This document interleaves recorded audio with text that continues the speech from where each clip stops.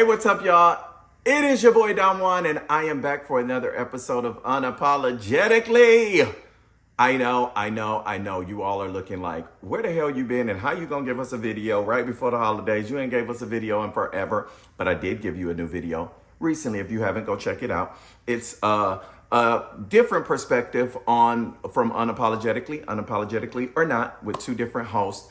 And it's a podcast where they're speaking unfiltered in their own way, which is not my way, about different things that they see on the net and different interviews. So they may actually do an unapologetically or not about this video. So be ready to check it out. So with this, I am coming to you because everyone has hit me over the last hour and said, oh my God, we want to hear what you think about the Vanderpump Rules recast. We want to hear about it. And I normally don't even talk about Vanderpump Rules. For many of you that don't know, I don't watch a lot of reality TV. So even with Vanderpump Rules, I've definitely seen the show, know the show. And, met some of the people, hung out with some of the people a few times. So I understand the dynamic. If you don't know what Vanderpump Rules is a show that focuses on late 20-something to 30, almost 40, maybe 40-somethings who worked at Lisa Vanderpump's location in California. And it focused on their life in and out of the restaurant. So this show has been on for about 12 years. It came about, like we said, almost in 2012 and kind of took off. And then, it had a steady rise and then it kind of had a steady decline, as with many shows. And I don't say that in a bad way. I think sometimes people think when something kind of levels out or the ratings are not as crazy as it once was before, that's a bad thing. And I think we have to be realistic. Most people are not at home just sitting there waiting for 8 o'clock on a Tuesday night or whatever night it was coming on to watch Vanderpump Rules. That used to be the old way. Now we're DVR and we're going back and watching it later. Most people, life has started to kind of move in different directions. So you kind of don't have time to be intertwined in other people's lives as much, unless it's something super interesting. So that's why I think that a lot of shows have kind of had that trajectory of things going on, but that doesn't mean that the show's not great. Doesn't mean that any of those things.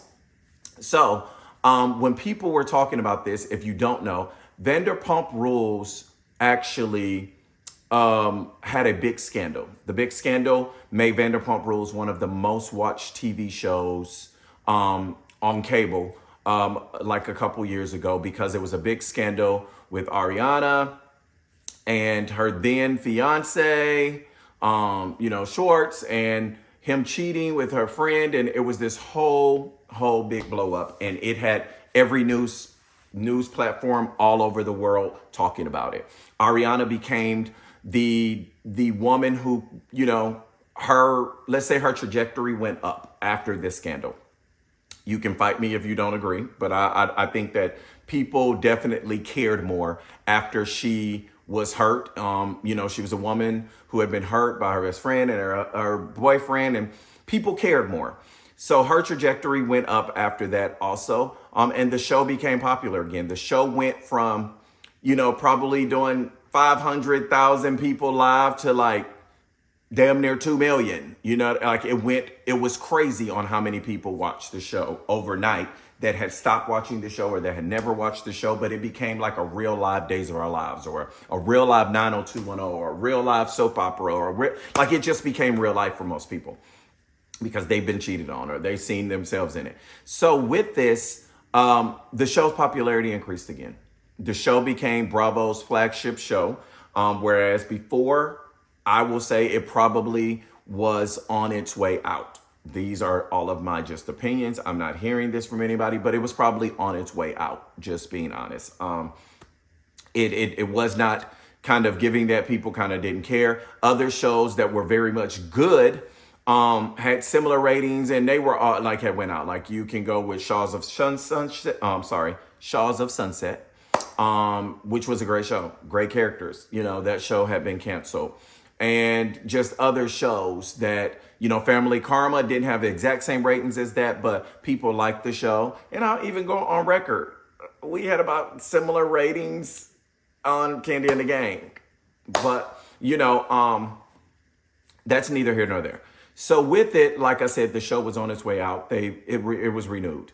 With that, people are talking about the brand new news that they are not bringing back anyone from the cast. They had the season where it was crazy and they saw it play out. Then they had the follow-up season and one of the young ladies who was actually part of the cheating scandal was not there. And so then it was this kind of weird dynamic and people were on an island. And I think at one point, Ariana, talked about not possibly coming back. She had done Love Island and she was on Broadway. And I think all of those are great things. Let me just say this. All of those things and all of those financial moves and, business moves that she was making was great. But most likely none of them were paying her what Vanderpump Rules was paying her. With Vanderpump Rules, I'm assuming that these individuals were getting paid about 25 to maybe 75 or higher an episode. So if you think about maybe Schwartz and her were making, let's say 75 episode and they were doing 20 episodes, they were making like $1.5 million. Let's say that it wasn't, they were getting 50,000 an episode and they were doing 20 episodes, they were getting like $1 million. I'm just going off of the higher numbers of what they probably after 12 years were getting paid at this point in their career and what the show had done. And specifically after that last season, they definitely probably got a bump. So with that, she was going on, she was doing Broadway. Broadway is not a thing that you do for the money. So we know that it wasn't doing that revenue. Love Island, they probably did pay her a good amount of money. But she was, willing to say I wasn't going to come back or she was holding off. And, I think she may have had certain stipulations. For me, this is a true example that I think sometimes people forget. TV is for your entertainment. But when it comes to the networks, they don't really care about the story that they're presenting, or they don't really care about all of that when it comes down to the bottom line. When it comes down to the bottom line, a network will make sure that everyone feels like they're dispensable because they don't want you to feel like you are bigger than the show. So if she's saying she's not coming back, in a network's mind, let's just do some simple math. Let's say if Ariana and Schwartz were getting paid $1 million apiece, that's $2 million already. Let's add about 8 other people, and let's say they were getting paid about $20,000 an episode. So let's say $20,000 an episode. Let's say they were making $400,000 an episode times 8. That's $3.2 million, correct? Plus $2 million, that's about $5.2 million. I did the $3.2 million because I said $400,000 a season. Times 8 people, that's 3.2 million plus the 2 million I got from the other people. So about 5.2 million just spent on salaries for a show. When it comes down to it, a network will prove to you that I can go get somebody and pay them probably $1,000 to $4,000 an episode. Let's do the math on this. Let's say I get 10 people at $4,000 and they're not going to give them $4,000. And they are making $4,000 episode times 20 episodes. That is what? 4,000 episode. I'm sorry, I'm doing my math on top of my head while I'm talking to you. So 4,000 an episode times 20 episodes, 80,000. 80,000 times 8 people. Do the math on that. 80,000. 160, 24, 32, 48, 56, 64, 72, 80. There's 8 people, right? 8 people times, like when you do the math of it, and I got all discombobulated because I was looking at something else, to be honest, y'all. But when you do the math of it, the amount of money that they were going to be spending, you're going to be spending $80,000 a season for 8 people, 80,000 per person, where some people were making 400,000. You're going to be spending 80,000 per person for 8 people on a show. Y'all. I mean, the math when it comes down to it, you're spending $640,000 in comparison to spending $5.2 million. They're going to go with that. They're going to prove a point that they do not need you, that we can do it without you. And that's what they're going to do. And I think sometimes viewers or fans they always have all this rah-rah and they don't understand that it's going to be a business aspect. If they want the advertisers, they want to lower the bottom line. And if they can do that by giving it brand new people and you still be like, whatever, I'm going to watch, that's what they're going to do. So some of your favorite people like Ariana, out. She's gone. They're all going to go. They're going to recast it. They're going to say, let me give you a Real Housewives of New York. They're going to say, let me give you Vanderpump Rules with a new cast. They're going to say, let me shake up half of the cast of a new show. Let me say, put a show on pause for a second, and then we're probably going to recast it and bring it back into a different world and do something like that because we can lower the cost.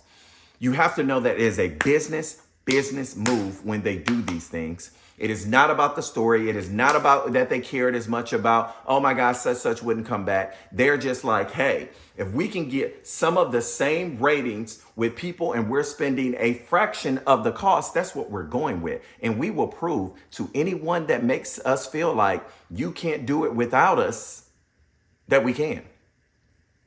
You know, I haven't talked about this and I don't say this a lot, but if you go with the new season of Real Housewives, I've heard people be like, such is like, you know, Kenya and blah, blah, blah. Let me just say this. There is only one Kenya Moore.